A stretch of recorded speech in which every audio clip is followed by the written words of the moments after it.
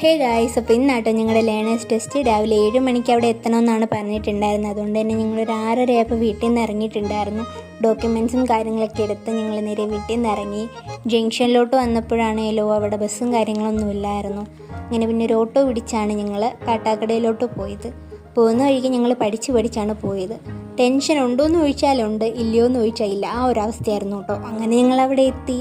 ഡോക്യുമെൻറ്റ്സൊക്കെ കൊടുത്തതിന് ശേഷം കുറച്ചധികം നേരം അവിടെ വെയിറ്റ് ചെയ്തു കേട്ടോ. കാരണം ഒരുപാട് തിരക്കുണ്ടായിരുന്നു, നല്ല രീതിക്ക് തിരക്കുണ്ടായിരുന്നു. അങ്ങനെ ലേണേഴ്സൊക്കെ കഴിഞ്ഞ് ഞങ്ങൾ പുറത്തിറങ്ങിയ ചിരിയേണ്ട മനസ്സിലാവത്തില്ല പാസ്സായോ ഇല്ലയോ എന്ന്. അങ്ങനെ ഞങ്ങൾ 2 പേരും പാസ്സായി ഗൈസ്. ആ സന്തോഷം കൊണ്ട് ഞങ്ങൾ നേരെ ബസ് സ്റ്റാൻഡിലോട്ടാണ് പോയത്.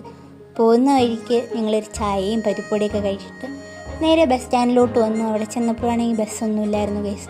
ടെൻഷൻ അടിക്കാനുള്ള മെയിൻ കാര്യം ഡ്രൈവിംഗ് ക്ലാസ്സിൽ സാറ് പറഞ്ഞിട്ടുണ്ടായിരുന്നു, അത്യാവശ്യം നല്ല രീതിക്ക് ടഫായിരിക്കും. അങ്ങനെ ടെൻഷൻ അടിച്ചാണ്, അല്ലാതെ വേറെ കുഴപ്പമൊന്നുമില്ലായിരുന്നു. പിന്നെ ബസ്സിൽ കയറി ടിക്കറ്റൊക്കെ എടുത്തതിന് ശേഷം കുറച്ചധികം നേരം വെയിറ്റ് ചെയ്തു. പിന്നെ ഞങ്ങൾ വീടെത്തി. അപ്പോൾ ഇന്നത്തേക്ക് ഇത്രയേ ഉള്ളൂ. Okay, by.